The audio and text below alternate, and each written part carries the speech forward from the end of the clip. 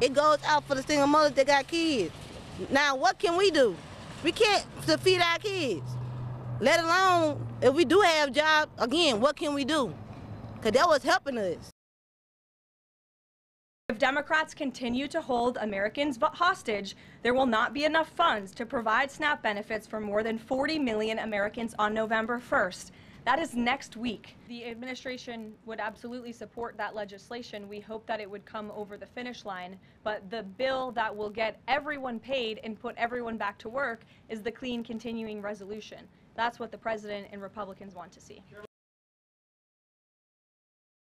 What you're seeing is this Democrat-Republican fighting. The people on opposite sides of the end won't come to the table, negotiate, and put people first. That is going to kill our state, that's going to kill our country, and is most importantly going to hurt families and kids. Millions of Americans are at risk of losing critical benefits that help them cover grocery expenses and formula for babies. They don't get paid livable wages, and so their budget is the difference between them being able to pay their rent, being able to pay childcare, car insurance. Gina Platanino is the acting director for the Supplemental Nutrition Assistance Program known as SNAP at the Food Research and Action Center, an advocacy group. Roughly 42 million people rely on SNAP benefits to help pay for food.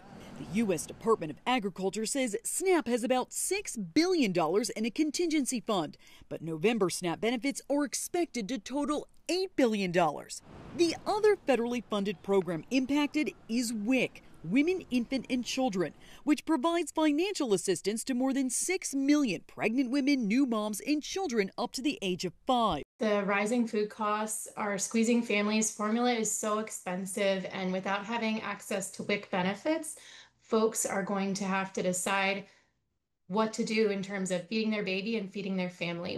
Dr. Colleen Delaney with the nonprofit Vitamin Angel says they work with several WIC facilities. She says families who need help during this uncertain time can turn to local health departments, their pediatrician who may have formula samples they can give out, and food banks. But long lines are already forming at some food banks like this one in Iowa. The charitable food system cannot fill this gap, no matter how hard we try. With November around the corner, there's little sign this shutdown will end anytime soon. For Consumer Watch, I'm Jen Sullivan. Consumer prices for a range of goods rose at their fastest pace of 2025 during September, according to the Consumer Price Index report from the Bureau of Labor Statistics. Inflation ticked up at an annual rate of 3%. Pushing the top line number higher, gas prices, which shot up 4.1% last month.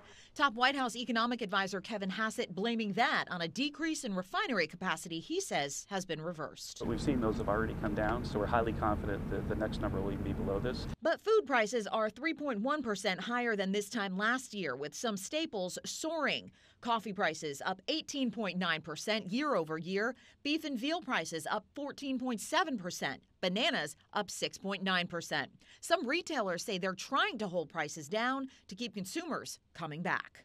We're really trying to hold prices because when prices go up, nobody wins. Meanwhile, many federal workers missed their first paycheck Friday because of the government shutdown, which is also putting November's SNAP benefits for roughly 42 million Americans at risk. It will make us, people like myself and other individuals, have to make that hard choice. Are we going to put food on the table or have proper health care? The government inflation data release was prompted by a government deadline to make cost of living adjustments for 2026 Social Security payments, and retirees will see a 2.8% bump in their benefits next year.